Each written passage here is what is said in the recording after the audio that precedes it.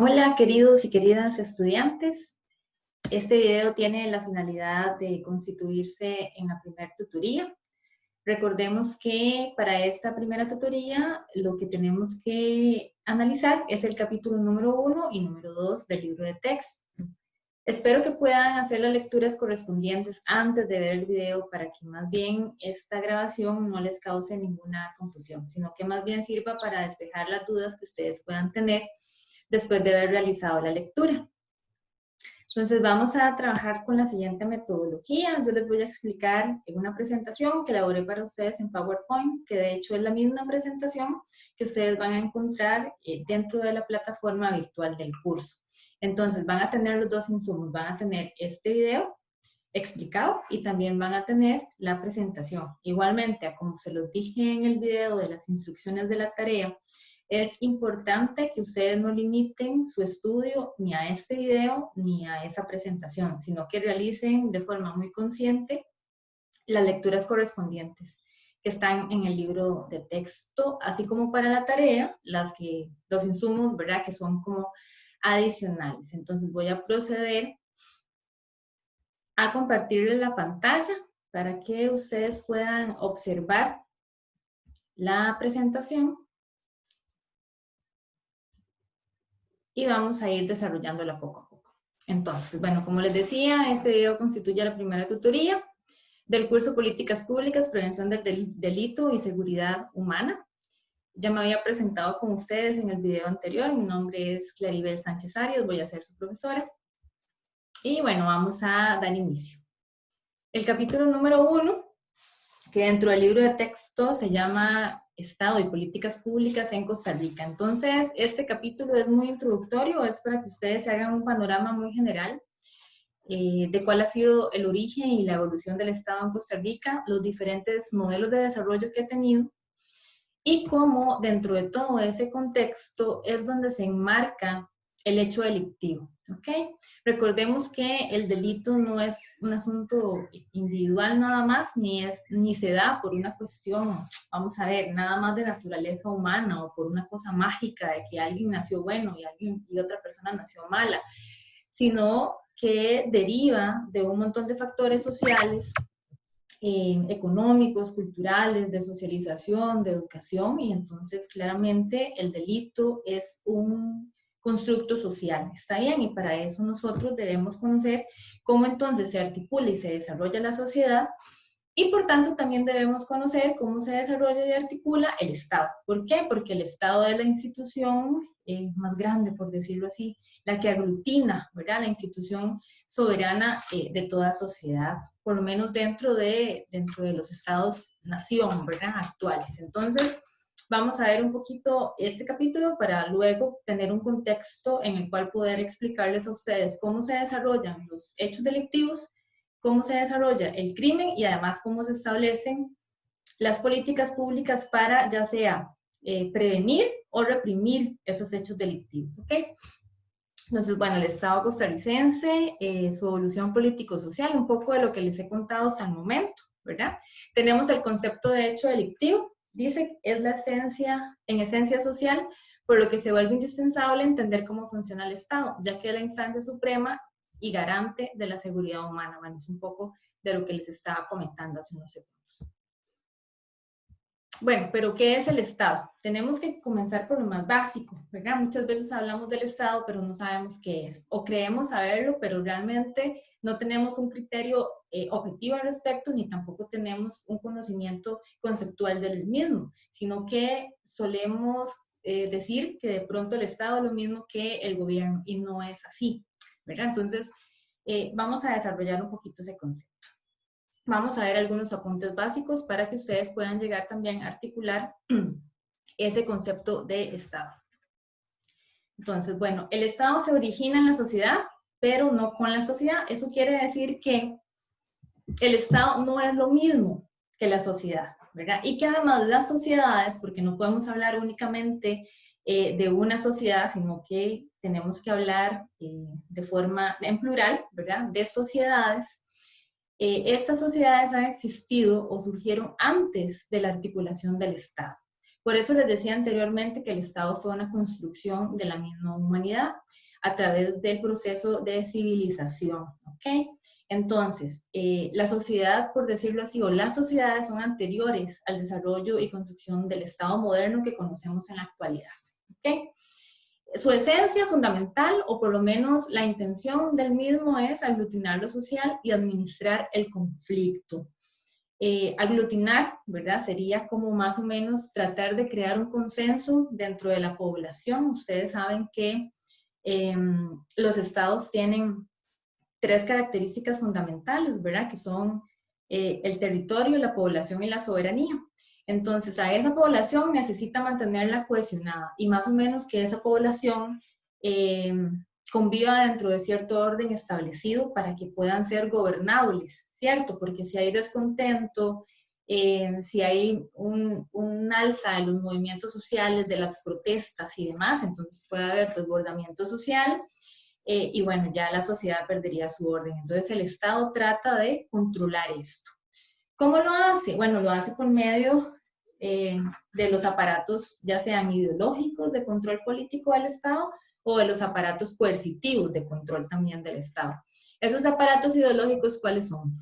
Bueno, por ejemplo, los medios de comunicación de masas que crean opinión pública.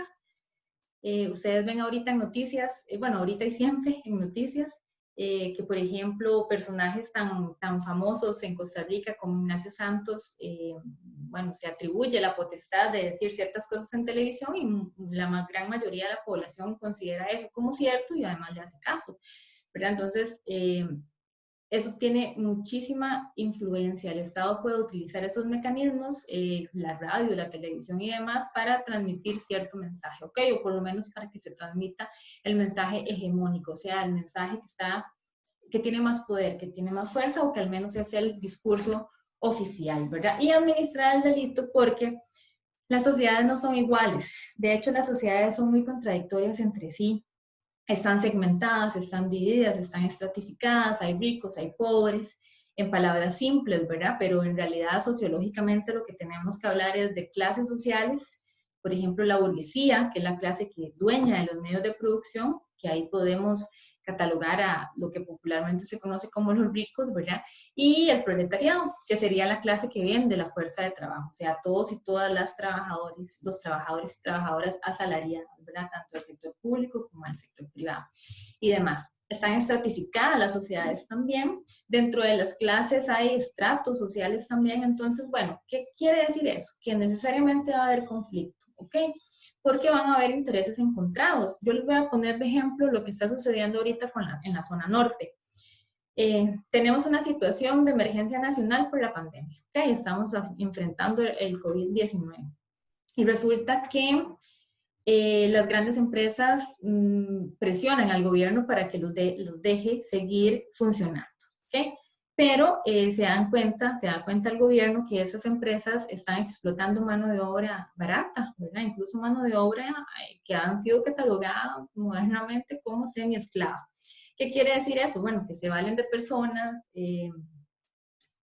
vamos a ver que tienen que vender su fuerza de trabajo y que no tienen ningún ingreso adicional y que entonces también al estar ilegales o además si hablamos de personas extranjeras, los empresarios simplemente los contratan para tener mano de obra mucho más barata, para no pagarles el seguro social, para librarse de todas las cargas sociales y demás. Entonces, por un lado tenemos al empresariado, o sea, a esa burguesía presionando al gobierno para que se abra la economía, y por otro lado tenemos a esos trabajadores que si bien también necesitan trabajo, están expuestos a condiciones tal vez infrahumanas, pero sin embargo ellos necesitan seguir trabajando porque es su único sustento, su única forma de adquirir el sustento diario. Entonces, bueno, ahí hay una contradicción, ahí hay una lucha.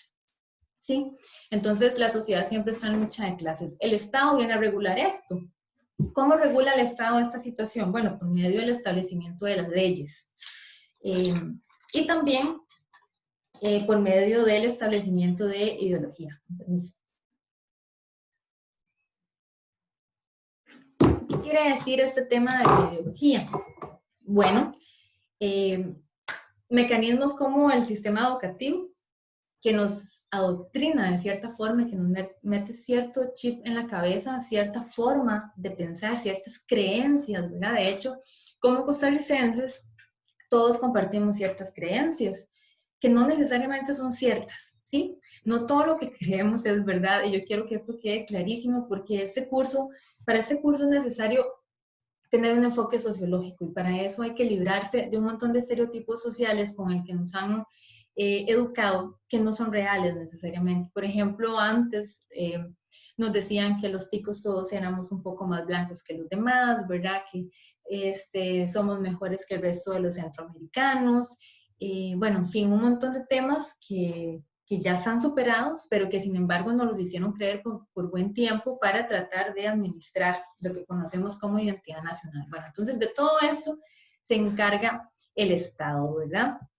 Se articula, vamos a ver, en primera instancia, para administrar los pequeños procesos civilizatorios. Por ejemplo, cuando se instaura la propiedad privada. Cuando hablamos de propiedad privada, estamos hablando de propiedad privada de los medios de producción, o sea, todo aquello que me logre a mí generar capital.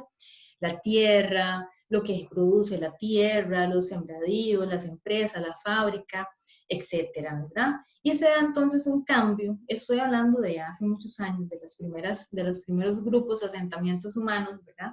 Que no conocían el valor de cambio, o sea, no había todavía un intercambio comercial de una mercancía o de un producto por otro, sino que se basaban en el valor de uso. Eso quiere decir que las cosas valían por la utilidad que tenían, necesariamente, no había ningún otro valor adicional o valor agregado, como podemos hablarlo ahorita, ¿verdad?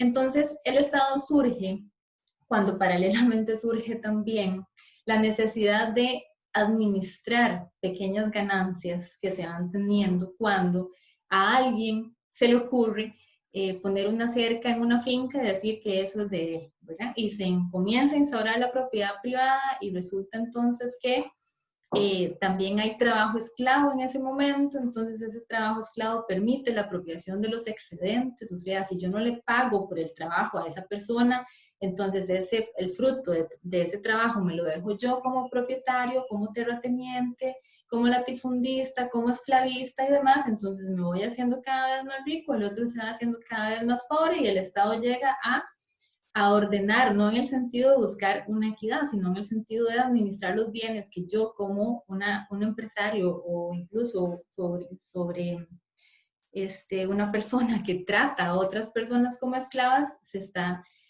haciendo más rico, ¿verdad? Entonces llega a cumplir ese rol. Teorías del origen del Estado. Bueno, hay muchas, pero en este curso vamos a ver por encimita un parcito, ¿ok? Entonces, por ejemplo, lo que se conoce como corriente positivista.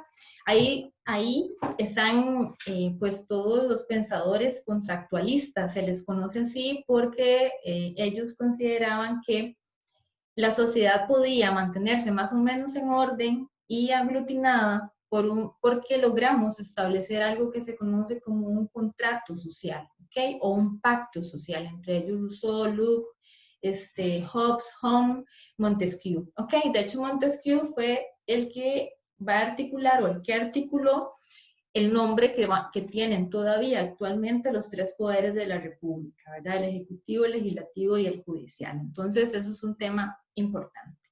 El otro tema, o la otra teoría, la otra corriente es el materialismo dialéctico, ¿ok? Tenemos a Engels, a Federico Engels, tiene un libro muy famoso que se titula La familia, la propiedad privada y el Estado.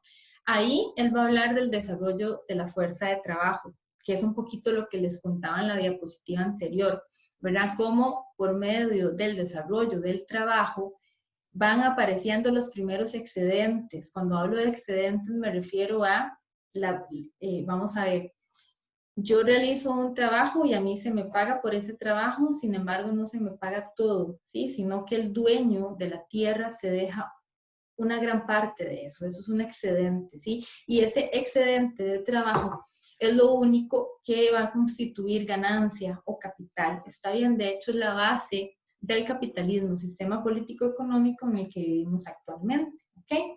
Entonces, bueno, eso es uno de los factores que Engels va a decir que colabora al surgimiento del Estado moderno tal y como lo conocemos ahorita.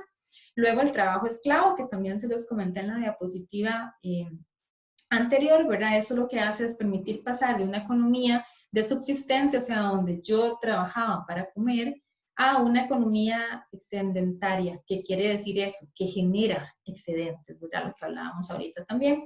Pasar de un valor de uso a un valor de cambio, ya lo vimos.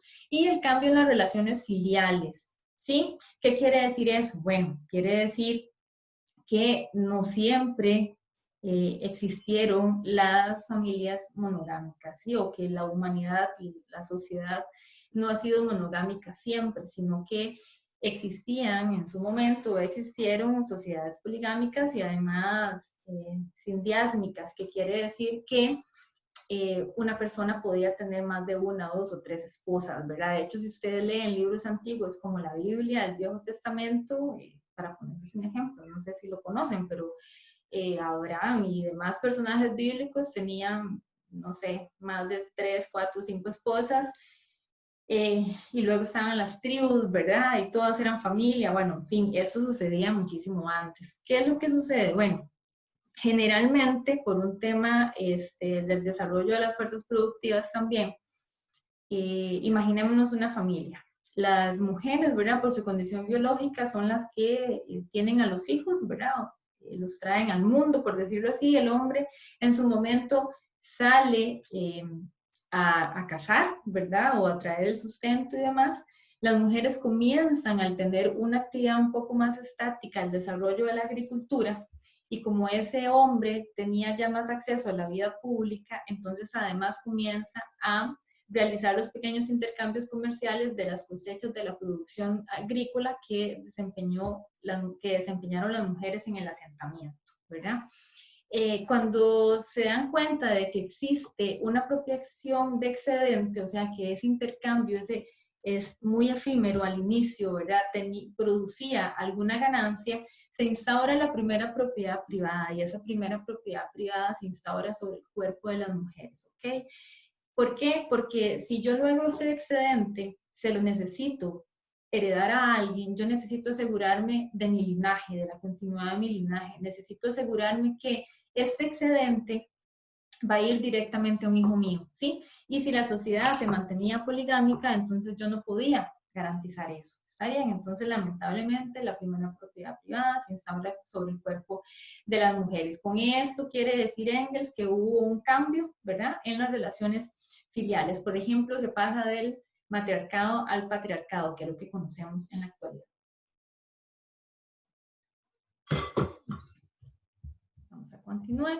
Entonces les voy a leer una pequeña cita de Engels porque me parece que ilustra muy bien el concepto de Estado, ¿verdad? Y un poco cómo surge para que les quede más claro. Dice, no faltaba más que una cosa, una institución que no solo asegurase las nuevas riquezas de los individuos contra las tradiciones comunistas de la Constitución gentil, que no solo consagrase la propiedad privada antes tampoco estimulada e hiciese de esta santificación el fin más elevado de la comunidad humana, sino que, además, imprimiera el sello del reconocimiento general de la sociedad a las nuevas formas de adquirir la propiedad, que se desarrollaban unas tras otras, y por tanto a la acumulación, cada vez más acelerada de las riquezas. En una palabra, faltaba una institución, refiriéndose al Estado, que no solo perpetuase la naciente división de la sociedad en clases sociales, sino también el derecho de la clase poseedora de explotar a la no poseedora y el dominio de la primera sobre la segunda. Y esa constitución nació, se inventó el Estado. ¿Okay? Por eso el Estado nace para aglutinar a la sociedad y para evitar, ¿verdad?, el conflicto. Básicamente el Estado lo que hace es administrar los intereses de una clase social, ¿sí? Y esa clase social es la clase social en el poder, es la burguesía, es la clase poseedora, es la clase explotadora. Generalmente a los desposeídos o explotados, que somos todos los demás, nos dan pequeñas muestras de asistencialismo económico por medio de ciertas instituciones, ¿cierto? ¿Para qué? Para mantener el orden, porque si no habría demasiado descontento, ¿ok? Por eso se crean instituciones como el IMAS, como el BAMBI, nos dan bonos de vivienda y nos dan pequeños pequeñas becas para estudio, ¿verdad? Pero eso no cambia nuestra condición de clase, ¿ok? Seguimos. Las bases económicas del incipiente, Estado costarricense. Bueno, muchos de ustedes han escuchado hablar de la oligarquía, ¿verdad? La clase que se constituye por medio de la primera actividad agroexportadora en Costa Rica, sobre todo el café. Luego vienen algunos otros cultivos, ¿verdad? Como el banano y demás. Eso lo que hace o hizo en su momento fue vincular, ¿verdad? La economía costarricense con el mercado internacional. Y bueno, se instaura no podemos hablar de una clase, ¿verdad? Sino de un sector agrícola muy importante que va a ser el sector de clase que va a tener como el mayor poder, no solamente económico, sino político en el país durante muchos años.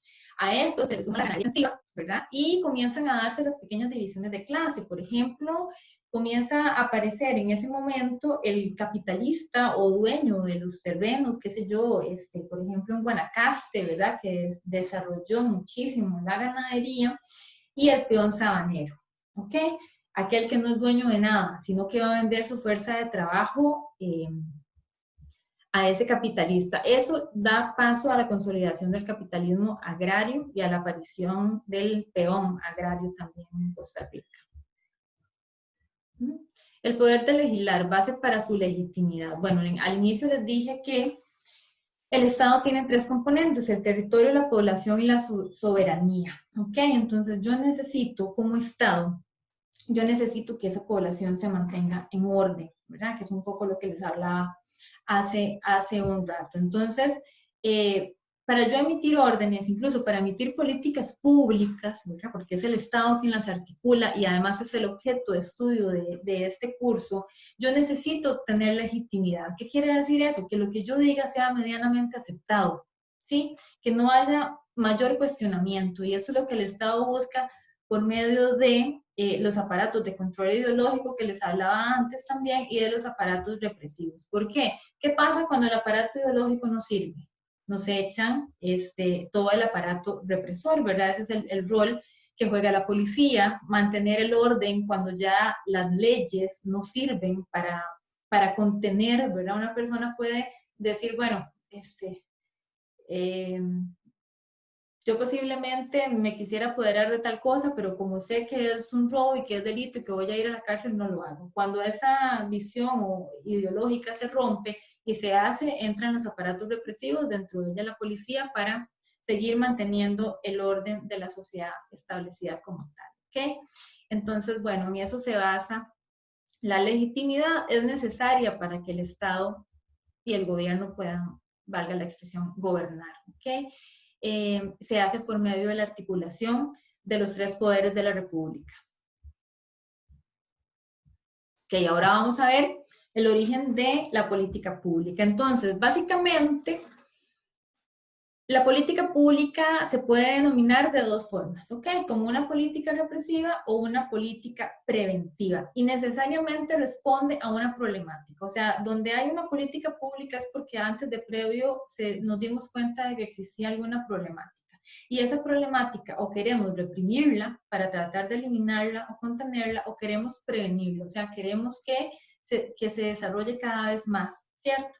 Ok, entonces son esos dos los tipos. Eso es importante que ustedes lo conozcan y lo tengan muy claro para el examen, ¿verdad? Siempre responden a un contexto político, económico y social.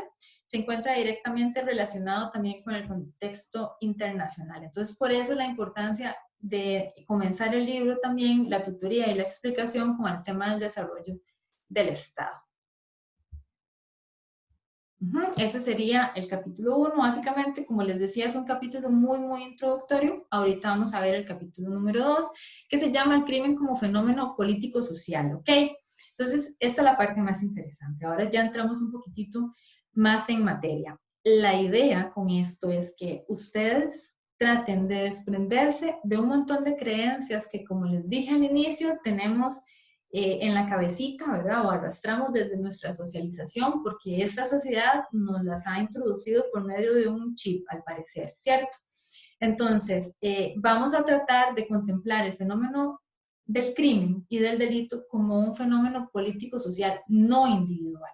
O sea, El delito no tiene absolutamente nada que ver con los valores de una persona, con el proceder de una persona, con el color de piel de una persona, con la preferencia sexual de una persona. No tiene absolutamente nada que ver con eso, ¿ok? Entonces, vamos a compartir algunas premisas teóricas que son como el precedente del capítulo y son necesarias para que nosotros podamos en el examen, en la parte de desarrollo, realizarlo correctamente, ¿sí? Realizar unas respuestas que de verdad cumplan objetivamente con lo que se nos está preguntando y no cometamos el error de responder sesgadamente por el tema de las creencias que arrastramos, ¿ok? Entonces dice, epistemológicamente el crimen es un constructo social, ¿ok? Una construcción social, eso también se los dije al inicio, con arreglo a fines, o sea que tiene un objetivo, ¿ok? Con arreglo a valores. Constituye un hecho social en el cual el acto individual sucede sin que medie explicación, ¿ok? Entonces no es un acto simplemente individual. Al final en la ejecución sí, pero no es porque a la persona se le ocurrió aisladamente, no, a esa persona se le ocurrió dentro de la sociedad, ¿ok? Entonces, en buena medida, la sociedad es culpable de que esa persona cometiera un delito, ¿está bien? Luego lo podemos desarrollar un poco más. Dice, no es el resultado simplemente de la violación de leyes, ni corresponde a crisis de valores en el seno de la familia, ¿ok? La gente suele echarle toda la culpa de todo lo que pasa en la sociedad a las familias. Efectivamente, son una base social y ahí pasan un montón de cosas. Desde el proceso de socialización nos educan y nos enseñan a creer muchas cosas, ¿verdad?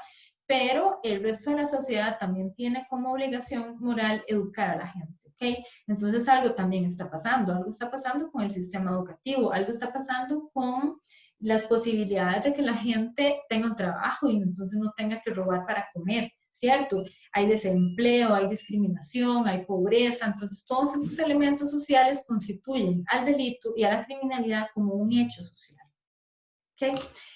Sigo leyendo, dice, con tal delimitación ontológica nos apartamos de juicios éticos morales, ¿ok?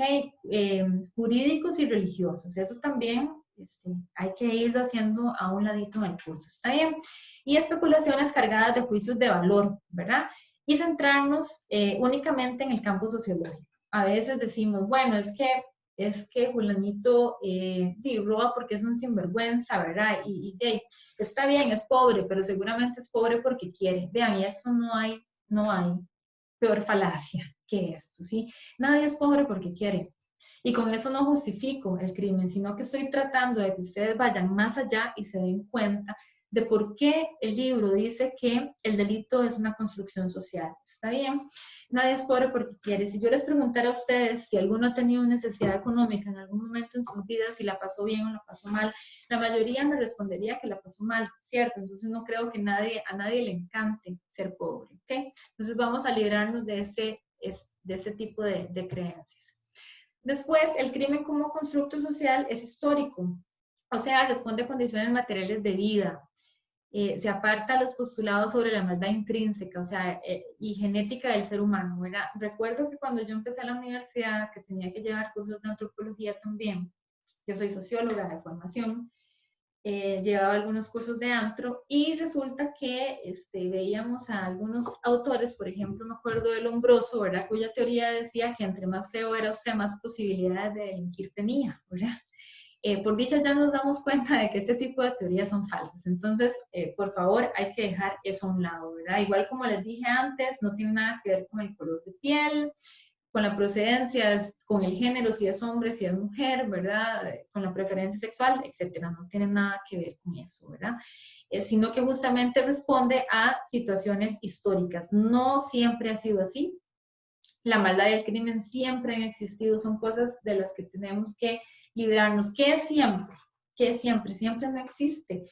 En la vida social el siempre no existe porque resulta que la humanidad, bueno, biológicamente somos una especie, pero socialmente articulamos una civilización que hemos ido cambiando con el paso de los años. No siempre hemos tenido la misma concepción teórica, por ejemplo, las religiones han variado, la constitución de la familia como tal también ha variado, el paso que les dije, por ejemplo, del matriarcado al patriarcado, el tema de que vivamos en el capitalismo no siempre ha sido así, hubo también otros sistemas político-económicos, por ejemplo, las monarquías, ¿verdad?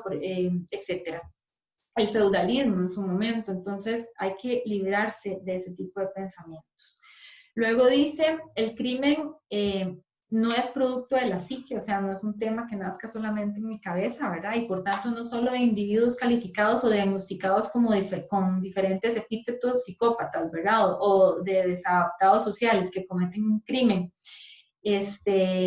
No tiene nada que ver tampoco con el tema de la salud mental, por lo menos clínicamente hablando y demás, ¿sí?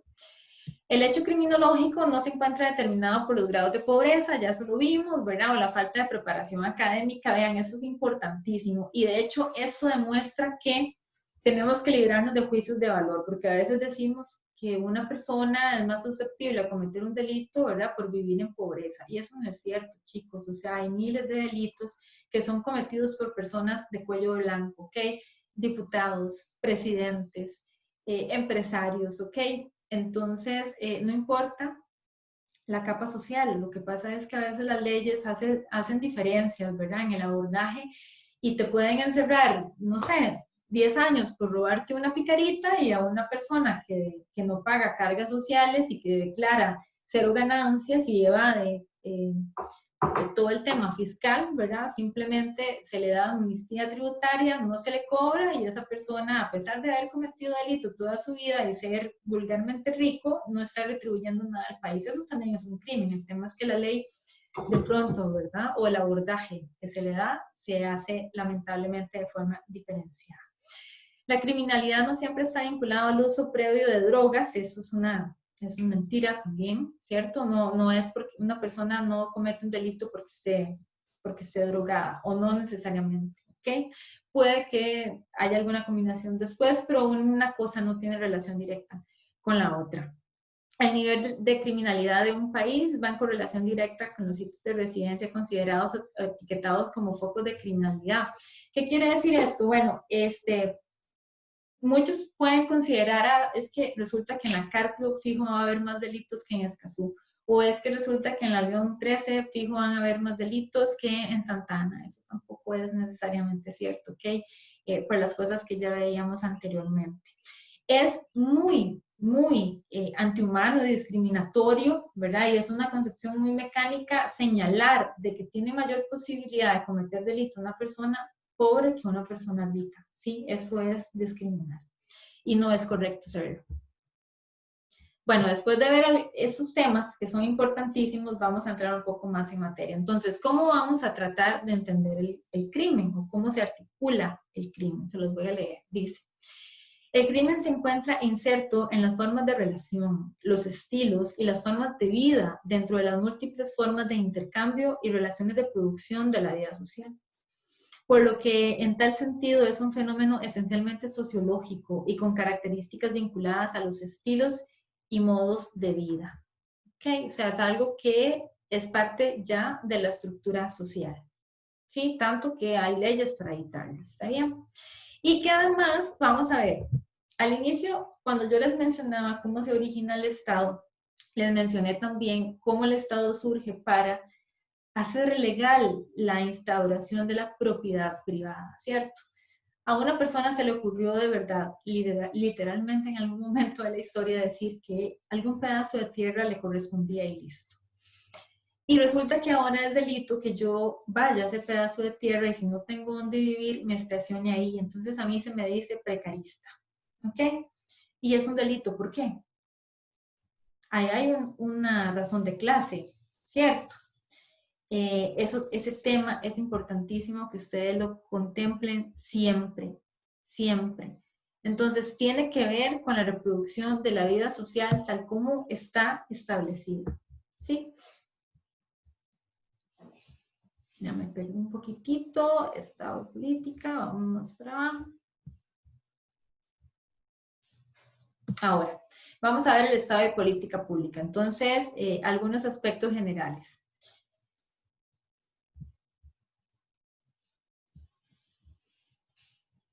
¿Qué abordaje le da el Estado al crimen o al delito? Bueno, ese abordaje se hace por medio de lo que conocemos como política pública, ¿cierto? Entonces, ¿por qué? ¿Por qué lo hace? Bueno, el Estado es esa instancia suprema que tiene poder político y tiene como función central y sustantiva velar por el funcionamiento del sistema económico, político y social, ¿verdad? Aparte de la única instancia que tiene legitimidad coercitiva. ¿Qué quiere decir eso? Creo que también ya lo valoramos un poco.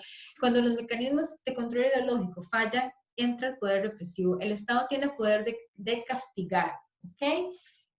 Cualquier cosa que vaya en contra del orden social establecido o que al menos es el socialmente aceptado, ¿ok? Dice el Estado necesita legitimidad. ¿Cómo lo logra? La legitimidad la necesita para dominar. Esto ya lo vimos. Sin embargo, me gustaría leerles esta frase de un sociólogo, de hecho es clásico de la sociología, se llamó Max Weber, que dice: debe entenderse por dominación, que es lo que el Estado hace con nosotros, ¿verdad? Con la población. De acuerdo con la definición ya dada, la probabilidad de encontrar obediencia dentro de un grupo determinado para mandatos específicos, entre paréntesis, o para toda clase de mandatos, ¿ok? El Estado, para poder desarrollar esa legitimidad, necesita que nosotros le hagamos caso, ¿sí? Por eso tiene mecanismos de contención. Cuando hay descontento, nos puede reprimir, ¿sí? Y el Estado tiene el monopolio del ejercicio de la violencia. Yo creo que quiero que eso quede claro acá. El Estado es un ente político que administra mediante leyes el aparato burocrático. Bueno, por eso es que hay entonces varias instituciones, asigna, ¿verdad? Representantes también para esas instituciones públicas, donde lo que está haciendo es tratar de pues darle a la población no solamente satisfacer necesidades, sino porque sabe que a través de la satisfacción de esas necesidades va a poder mantener muchísimo mejor ese control político que ejerce sobre nosotros, ¿cierto? Entonces, por eso las tiene y lo administra, ¿sí? El actor del Estado es el reflejo de las condiciones reales de producción y distribución de la sociedad. Entonces, ¿cómo hay que entender por política pública? Es un proceso integrador de decisiones, acciones o inacciones, o sea, también es lo que no se hace, ¿sí? Acuerdos e instrumentos adelantado por autoridades públicas con la participación eventual de los particulares, o sea, nosotros, y encaminado a solucionar o prevenir una situación definida ya de por sí como problemática. Yo se los decía al inicio, las políticas públicas preventivas o represivas nacen para dar respuesta a una problemática que ya arrastramos, ¿sí? Algunas características muy importantes, hay otras que están en el libro, entonces igual tienen que leer de esas políticas públicas, ¿verdad? Es de naturaleza coercitiva, ¿sí? Ya sea, vamos a ver, ya sea una política pública preventiva o ya sea una política pública represiva, igualmente, por naturaleza, toda política pública es coercitiva, ¿sí? ¿Por qué? Porque no necesariamente todos y todas vamos a estar de acuerdo con esa política pública, porque resulta que hay intereses adversos, ¿sí? Por ejemplo, las consideraciones actuales que ha tomado el gobierno en atención al COVID, muy probable, bueno, muy probablemente no, efectivamente hay descontento por parte de grupos de empresarios representados por la UCAEP, porque se han dejado decir que el gobierno está interfiriendo en el desarrollo de la producción, ¿verdad? Y que entonces va a haber una problemática económica mayor y demás. Se han generado cierta presión al Estado para que vaya soltando un poquito y liberando un poco más las medidas. De hecho, yo estoy haciendo esta grabación el sábado 20, el día de ayer, el 19, que se dio un aumento de 119 casos, el gobierno sale diciendo que, bueno, ya se paraliza hasta nuevo aviso la tercera ola de reapertura y eso ha generado cierto descontento. Bueno, entonces efectivamente, por eso es de naturaleza coercitiva, no todo el mundo va a estar de acuerdo. Dice que requerirá la promulgación de leyes diversas, ¿cierto? De eso se va a encargar el legislativo, ¿sí? Aunque también se puede hacer mediante decreto presidencial por medio del Poder Ejecutivo y se van a encargar las instituciones del Estado del desarrollo y cumplimiento de todas esas leyes y decretos, ¿está bien? Ahí les puse los ejemplos de algunas leyes, ¿verdad? La ley de protección a las víctimas y testigos, la ley contra la delincuencia organizada, etc. Y a un ladito les puse cuáles son los dos tipos de política, ¿verdad? La represiva, ahí hay un error, es la preventiva y la represiva. Entonces, esta segunda se las voy a corregir y se los voy a subir otra vez ahí en la plataforma. Esta segunda de acá es política, la primera es represiva. Voy a marcarlo para ahora acordarme de eso. ¿Okay? Entonces, bueno, la primera, política represiva, dice que la política y las leyes represivas atacan de forma directa, ¿verdad? Aplican la fuerza legítima de los cuerpos policíacos, actos considerados políticamente como un inconveniente para el status quo, o sea, para el mantenimiento del orden político-económico actual, ¿verdad? Y esta otra dice que también representa un inconveniente de provocar exceso de efectos secundarios indeseados, un poco lo que les hablaba ahorita vamos a ver, una política dirigida a la prevención de la salud pública va a tener un efecto directo en la economía y por eso puede ser no deseada, ¿verdad? Que incluso puedan resultar en costos económicos, efectivamente, ambientales, de salud, desempleo, etc.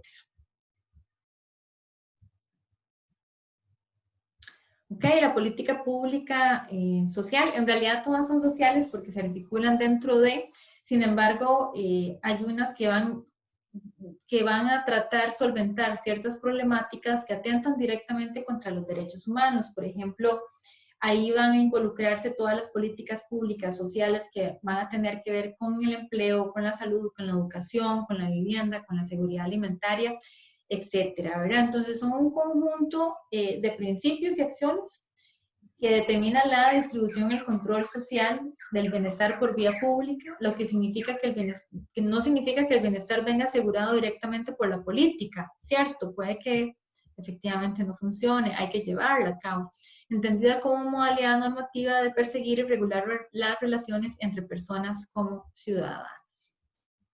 Ok. En la prevención del delito y la seguridad ciudadana.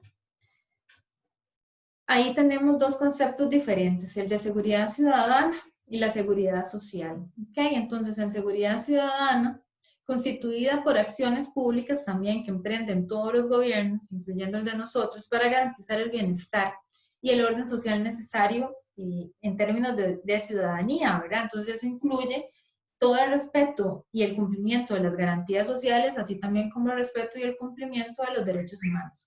Y luego tenemos la seguridad social, que son también políticas, acciones, leyes gubernamentales del Estado, que cobija el estar ciudadano. ¿Okay? Es un concepto un poco más sociológico y para poder garantizarlo, el Estado crea instituciones públicas y también crea programas sociales. Violencia social y criminalidad. Entonces vamos a realizar, algunas generalidades y hacer algunas aclaraciones, ¿verdad? Les voy a leer esta cita que les puse por acá porque me parece que clarifica mucho. Dice, no todo hecho violento constituye un crimen, pero sí todo crimen es una conducta violenta. Como tampoco, no toda violación social constituye necesariamente un delito. ¿Ok? Entonces vamos a ver qué es la violencia. De esta diapositiva en adelante, a mí me interesa mucho que la analicen y también que se vayan a la parte del libro donde está eso establecido, porque esto es insumo para la tarea, ¿ok? Esta es como la parte que ustedes más deberían de prestar atención para desarrollar con buena letra la tarea. Sí, porque la tarea contempla tipos de violencia, la violencia que va dirigida hacia las personas menores de edad, cómo esta se puede constituir o derivar en un delito, ¿ok? Entonces lo vamos a ver. Bueno, la violencia social resulta que cuando hablamos de eso estamos hablando de una violencia que es estructural, o sea, es sistémica, es parte de la sociedad. No es un hecho aislado, sino que también constituye un hecho histórico, ¿ok? Que siempre está presente en las relaciones cotidianas, el ejercicio de la violencia. Lo que pasa es que se administra, ¿sí? Aparte de que la administramos nosotros mismos o nos autorregulamos, también hay leyes que van a regular esto, ¿cierto? Si te comportas violentamente en la calle y sos agresivo con otra persona, entonces ahí podrías estar cometiendo ya una contravención y si pasa más allá de eso, podrías estar cometiendo un delito, ¿ok? Sin embargo, no cualquier violencia es un crimen, ¿sí? Porque, vamos a ver, humanamente los seres humanos pueden tener ciertas cuestiones agresivas, ¿verdad? Pero no en el mal término, sino que es un tema de sobrevivencia, subsistencia también. Cuando esto pasa al terreno social, ahí ya sí puede haber un problema, ¿ok? Entonces dice, en todo acto violento tiene un componente agresivo, un poco lo que les estoy diciendo, dice, como por ejemplo la exclusión social, la inequidad, la desigualdad, la insignificancia del hecho y la insensibilidad hacia el otro. ¿Okay? La violencia social, considerada como sociológica, es aquella que no está constituida por hechos aislados o casuales, ¿verdad? Sino que tienen que ver con la perturbación colectiva y la recurrencia constante, o sea, es algo que va a estar ahí. Algunas características de la violencia social, para que les quede clarito y de pronto la puedan utilizar también en la tarea, es una intencionalidad antisocial manifestada por actos individuales, ¿verdad? A mí no me gusta mucho ese término antisocial, por lo mismo, porque estamos hablando de que el delito es generado socialmente, que es multifactorial, ¿verdad? Y que no es necesariamente un tema meramente individual. Entonces no me gusta mucho ese término. Sin embargo, a lo que hace referencia el libro en ese sentido es que, bueno, esos actos van en contra del orden o del status quo que sí tiene la sociedad, que es el que al Estado le interesa administrar y seguir desarrollando, ¿verdad? Y manteniendo. Entonces, que se entienda de esta forma. Está vinculada con hechos interrelacionados en que la suerte o la casualidad no son factores explicativos, ¿sí? La violencia es una forma manifiesta de conflicto y agresión, es una forma de poder, ¿verdad? Constituido por intencionalidades latentes y manifiestas. Recordemos que el poder no es una cosa, el poder no es algo que se tiene, sino que el poder es algo que se ejerce. Entonces, dentro de muchas instituciones, dentro del mismo Estado, dentro del aparato represivo y coercitivo del Estado, el poder tiene que ejercerse también, ¿verdad? Ese poder obviamente cuando se ejerce puede ser violento o agresivo hacia el resto de la ciudadanía o hacia otras personas, ¿ok? Se nutre de asimetrías y de la desigualdad social. Entre más desigualdad social haya, pues más violencia se puede generar. Al inicio de la presentación yo les mencionaba que existe la lucha de clases, porque hay clases sociales diferentes que tienen intereses sociales también diferentes.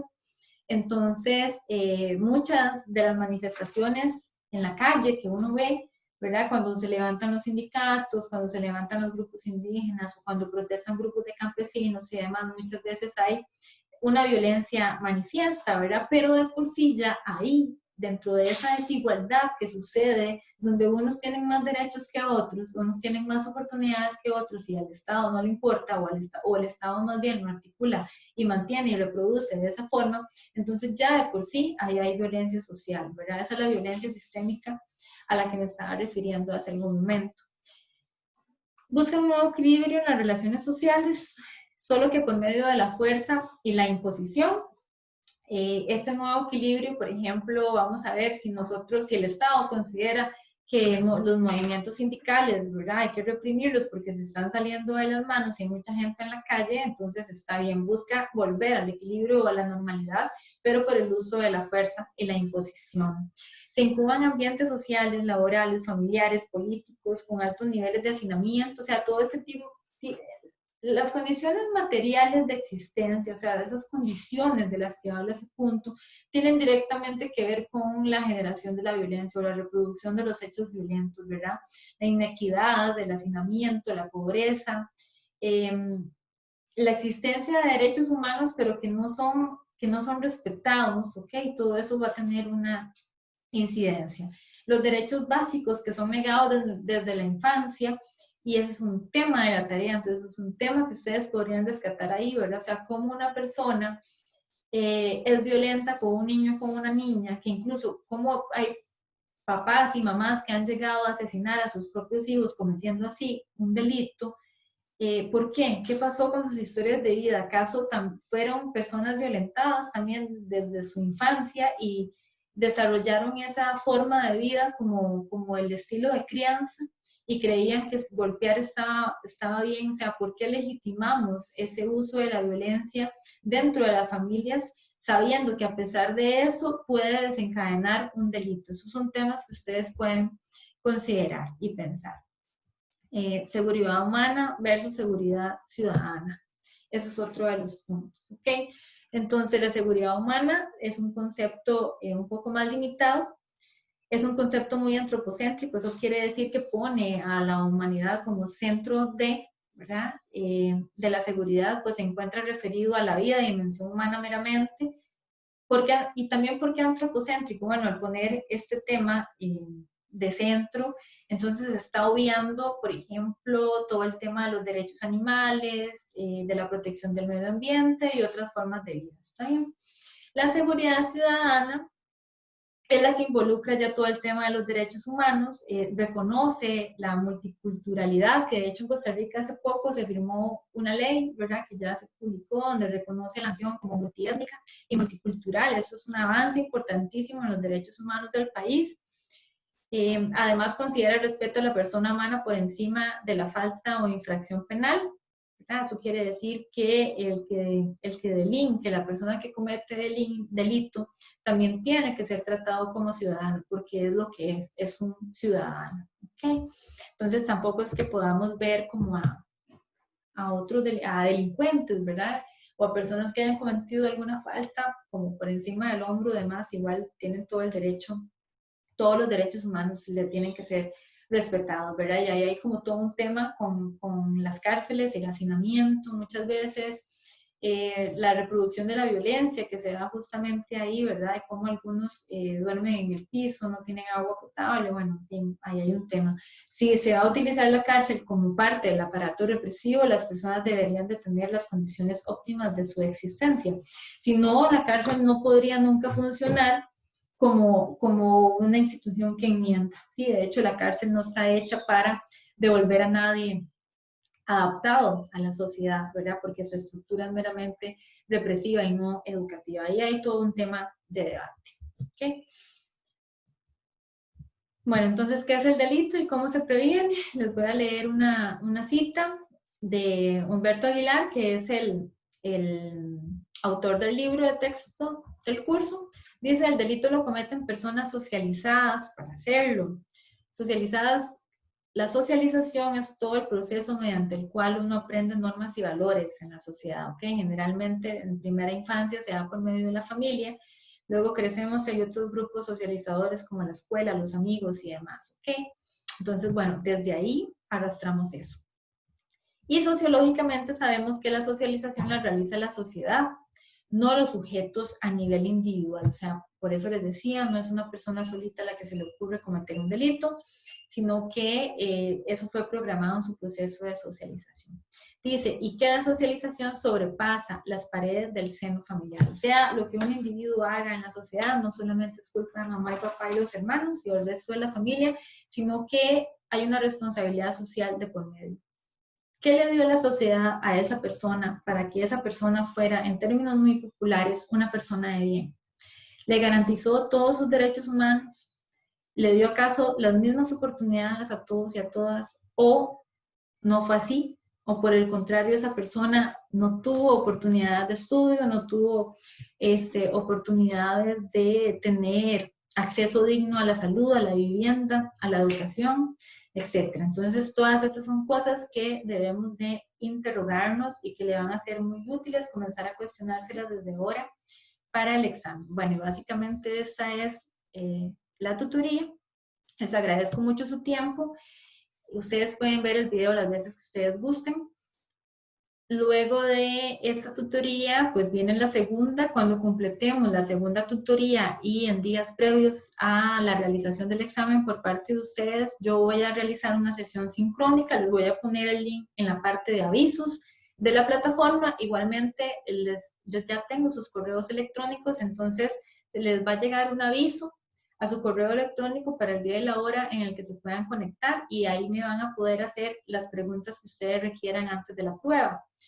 es un tiempo limitado el de la reunión sincrónica, entonces por favor contemplen antes de eso haber leído el capítulo 1, el capítulo 2 y el capítulo 3, que es el que corresponde a la siguiente tutoría, así como haber visto este video y el otro que será subido también próximamente en la fecha que corresponde, o en la semana de la segunda tutoría, para que ustedes puedan llegar a preguntarme con conocimiento previo, ¿sí? Sino, porque no vamos a replicar la clase, yo no me voy a poner a dar la clase otra vez, sino que ustedes me van a poder hacer consultas, preguntas y despejar dudas. Entonces, por favor, que todos y todas vayan leídos. Bueno, de nuevo, muchas gracias por su tiempo y nos vemos en el próximo video. Que pasen muy buen día. Igualmente, dentro de la plataforma también me pueden escribir y pueden utilizar el correo electrónico. Un gusto.